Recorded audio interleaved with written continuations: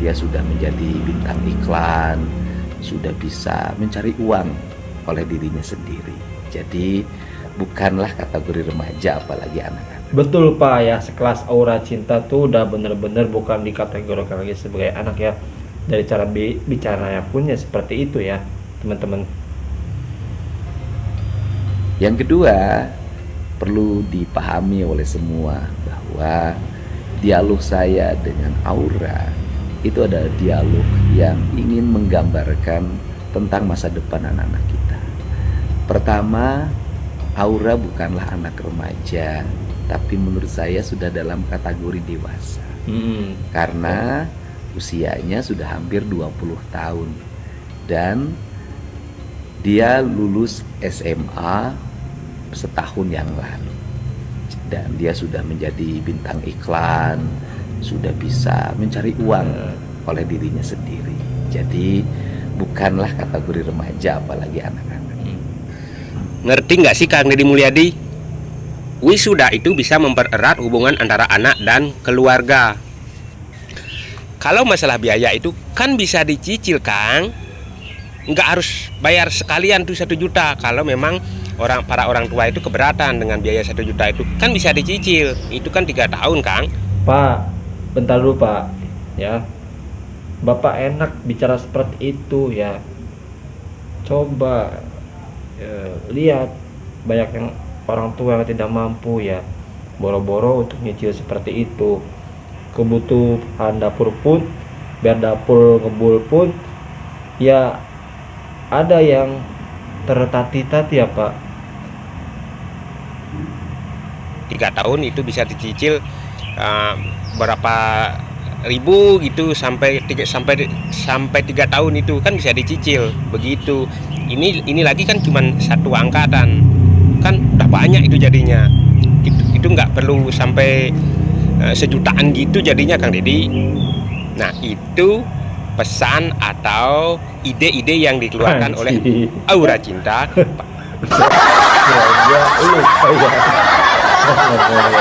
Mewakili Aura ya. Ya pantas aja si Aura ya, soalnya dia sudah jadi bintang iklan ya. Dikabarkan juga ya pernah jadi iklan pinjol ya teman-teman ya, wajar lah banyak uangnya ya. Ada sebuah podcast. Jadi Kang Deddy Mulyadi itu dah Kang. Pokoknya Aura tetap minta yang seperti itu. Pokoknya sehat selalu ya Kang Deddy Mulyadi. Apalagi cuma 1 bulan kan kita pindah itu nggak cukup loh buat ngangkutin barang, apalagi cari kontrakan ya. Emangnya kamu kerja di pemerintahan, kamu udah tahu bahwa kamu kan tinggal di tempat mampus lo Aura. Jadi udah tahu konsekuensinya. Apakah bapak tidak mendidik anak bapak untuk berbicara tentang bagaimana hak-haknya kita yang tinggal di tempat pemerintah? Jadi sebenarnya ya teman-teman, si bapaknya juga ya sebenarnya mengakui sih kesalahan anaknya ya. Ya udah tahu ya tanah pemerintah, tetap aja anaknya ngotot ya. Benar, padahal udah tahu itu pun salah ya teman-teman. Ya mungkin nggak tahu nih si Aura gimana cara nyadarinya ya teman-teman.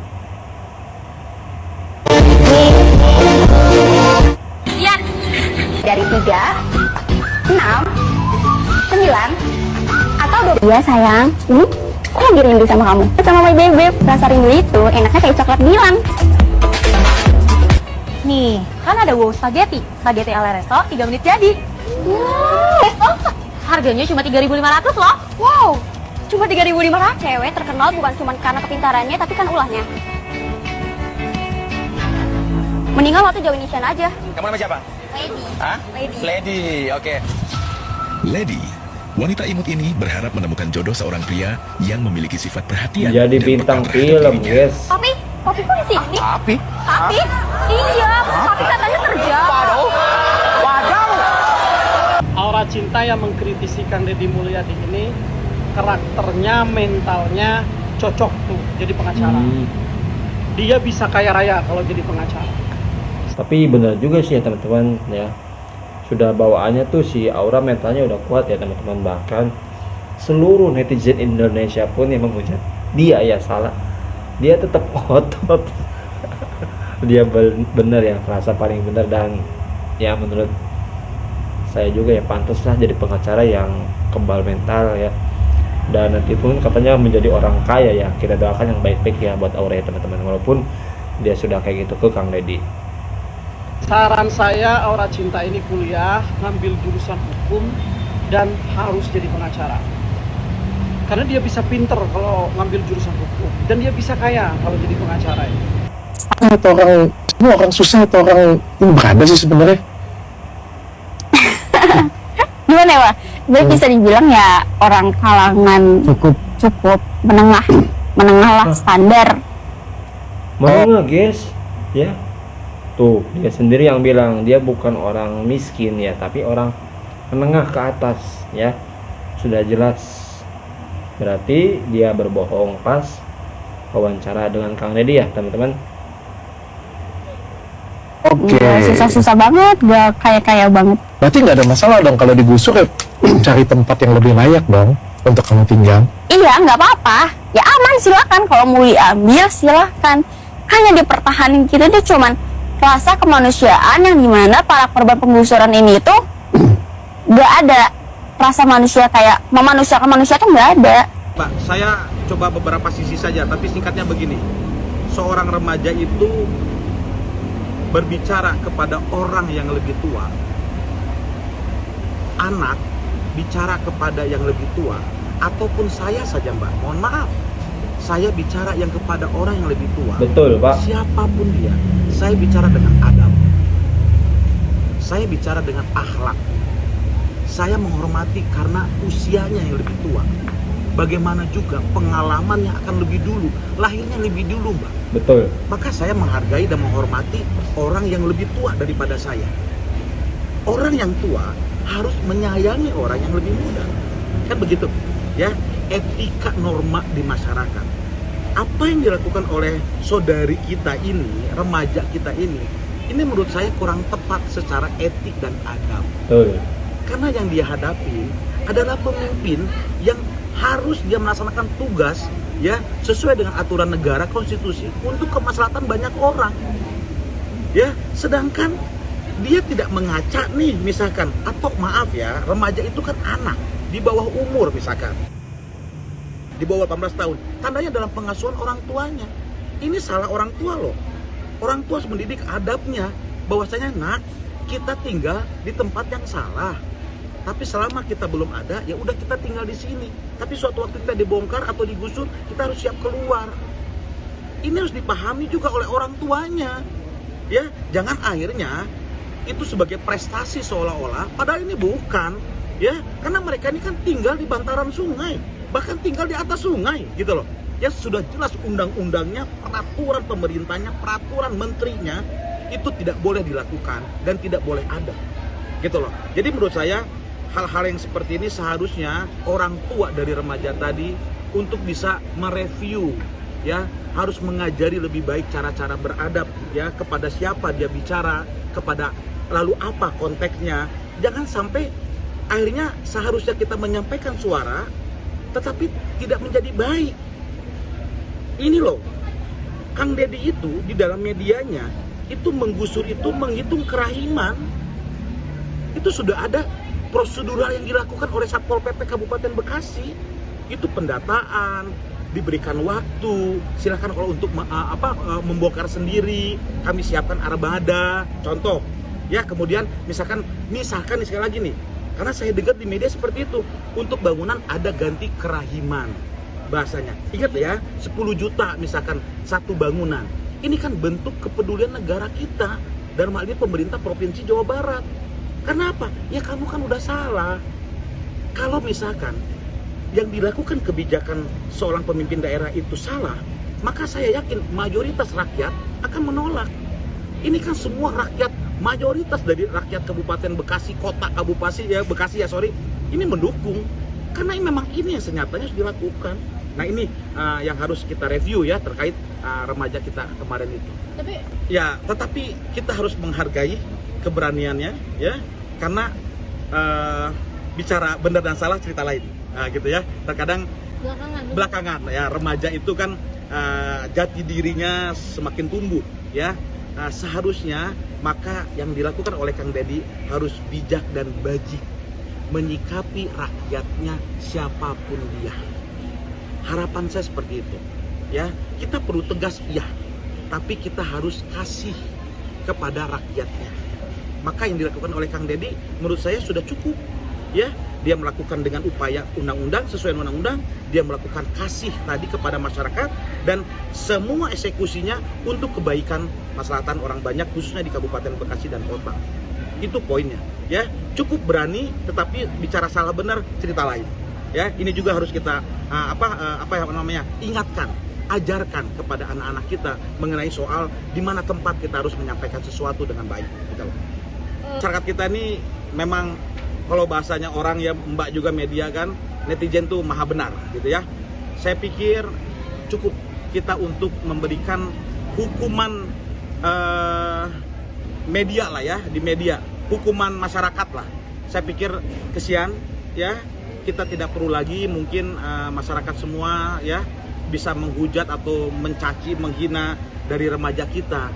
Ya, saya pikir ini cukup lah ya, tidak perlu lagi kita ramaikan gitu ya, karena dia juga kesian ya, karena dia masih remaja. Kalau misalkan remaja kan di bawah umur Mbak ya, ini bimbingan kita semua kok, orang tua, keluarganya, lingkungan, tetangga, termasuk kita masyarakat netizen kita ini ya, bimbing dia, bantu dia gitu loh ya, kita tempatkan keberanian dia dengan pada tempatnya gitu loh.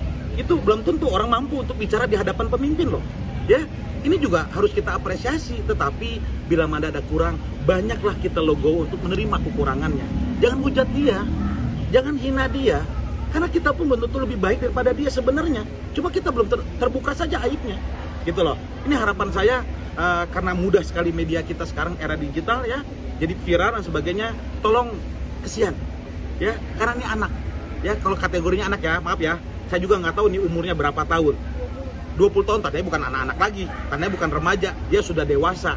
Harapan saya ini dia menjadi pembelajaran agar tidak lagi dengan cara-cara yang kurang etik dalam menyampaikan sesuatu pendapat, apalagi kepada pemimpin ya, yang sebenarnya senyatanya itu untuk kebaikan banyak orang.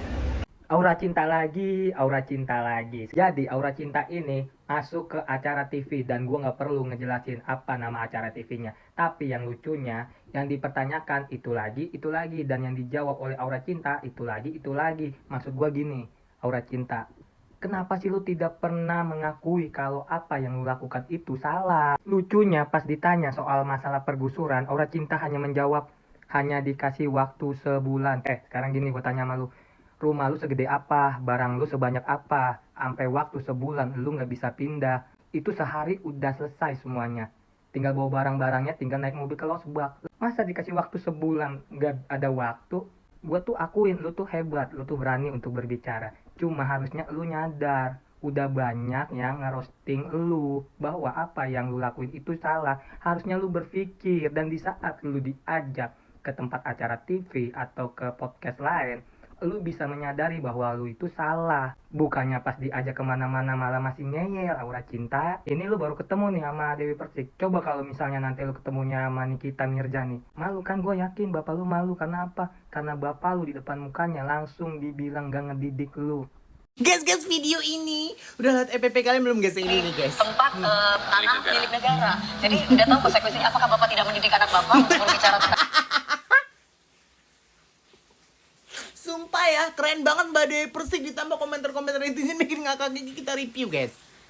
Teruntuk Dewi Persik dipersilakan untuk memilih apa saja lagu. Ini netizen banget, satu kebaikan DP bisa melupakan semua.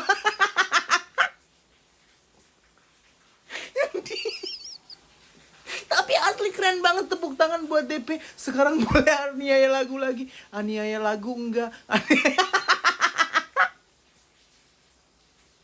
Mantap Mami, sekarang aku akan melupakan Gudang Garam Jaya, Jajaraji dan Namun pizza-pizza. Mami bebas.